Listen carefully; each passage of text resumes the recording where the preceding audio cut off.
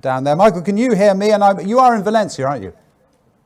I can hear you perfectly well, and I am in Valencia. It may not be a fireside chat, but it's a beautiful hot day here in Valencia. So right, perfect. Now I can hear you talk. saying that it's a beautiful hot day in Valencia. I don't think anyone else. Did anyone else hear? Right, no, they are shaking their heads. Hold on a second. Let me see whether we can make sure that we can actually get the sound of your voice here in London. Do you want me to keep talking, then you can see whether you can hear me?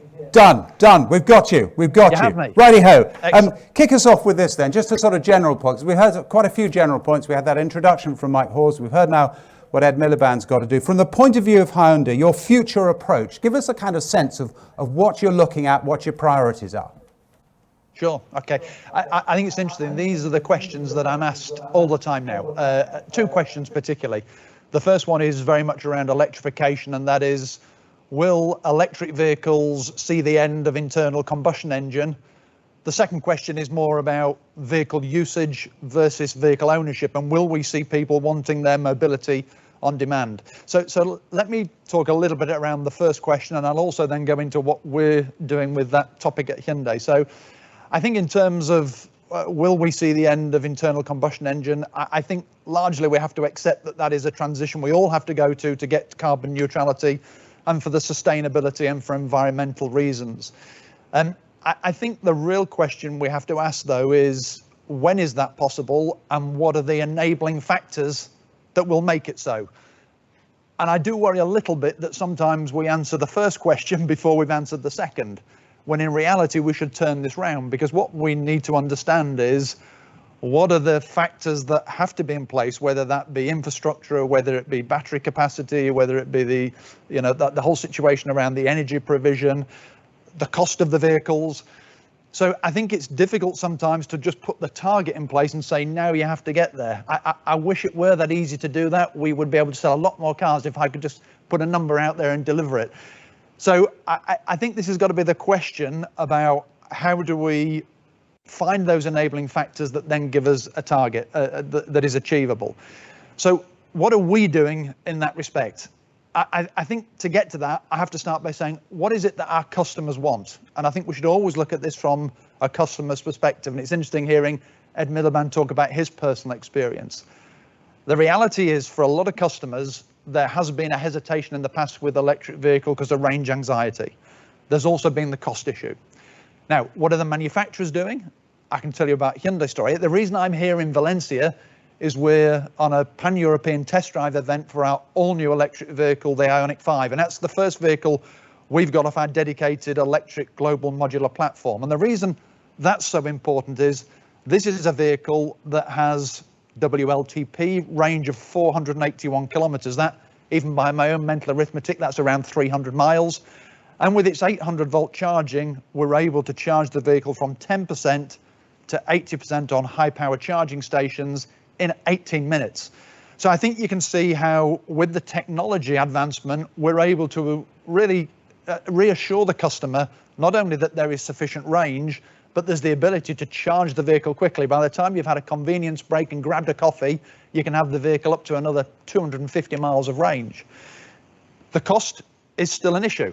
And of course, from a manufacturer point of view, we're always looking at how we drive down the cost, the battery technology. And the Ioniq 5, I think I'm right in saying, from my UK colleagues, when it goes on sale, the starting price will be around £37,000. We've had to drive that down pretty hard. But as you probably all realise, that means it is almost £2,000 above the limit to be able to get the government grant. So I think taking Ed Miliband's point, and another point that Mike's been making this new technology available to more people is part of the challenge around vehicle prices. So what do we expect in terms of Hyundai's progress? We're intending to launch 12 battery electric vehicles by 2025. We believe that globally by then we'll be selling 560,000 battery electric vehicles and 110,000 hydrogen fuel cell vehicles. But for us, it's not just about putting the vehicles on the road. We also want to support the infrastructure. And in terms of battery electric vehicle, we are now a shareholder in Ionity. That's a group of auto manufacturers that have got together to create a range of high power charging stations across Europe. So it's not just about putting the vehicle on the road, it's about helping supporting the infrastructure. And we're doing that very much also with our hydrogen fuel cell. Today we have a project in Switzerland. We're running now nearly 50 vehicles, heavy duty truck with hydrogen fuel cell power. And we're working with other stakeholders in this interest in terms of the generation of green hydrogen and the establishment of a refueling network. We're now using those vehicles that went into service middle of the year, and the experience from the users is very strong. And on our research, we believe that every one of those vehicles will on average be able to save 63 tons of CO2 versus a traditional diesel vehicle. So you can see the environmental benefit of all of these new technologies. And that's why Hyundai is so committed to maintaining its position of one of the leaders in zero emission vehicles. But as the auto manufacturers, we can't do this on our own. And this, I guess, is the key message that SMMT I know is relaying today. We do need the support of other stakeholders, whether it be government, whether it be the energy providers. And I think we've seen, and I see this every day in the different markets around Europe. I look, and I know Mike Hawes referred to it earlier, in Germany, 9,000 euros of support for an electric vehicle. So that same Ioniq 5 that will go on sale in the UK at 37,000, in Germany, the equivalent vehicle will effectively have a 9,000 euro advantage because of the support program.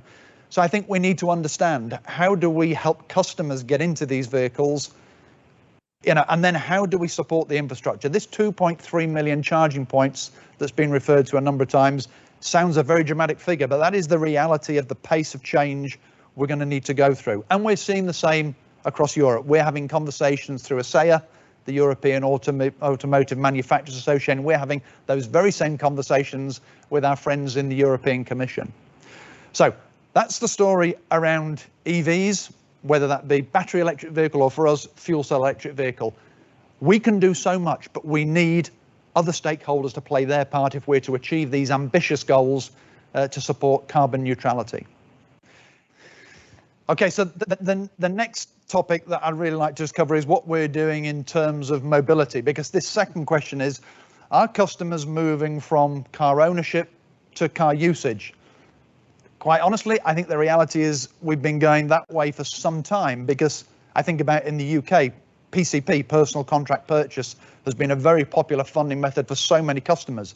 In reality, that is a usage program, albeit it's a long term, it tends to be 3 years, 4 years.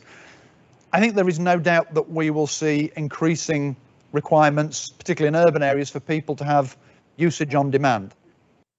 But the reality still is that that is a small part of the market. I think customers we're seeing, particularly coming out of COVID, that people want their own vehicle.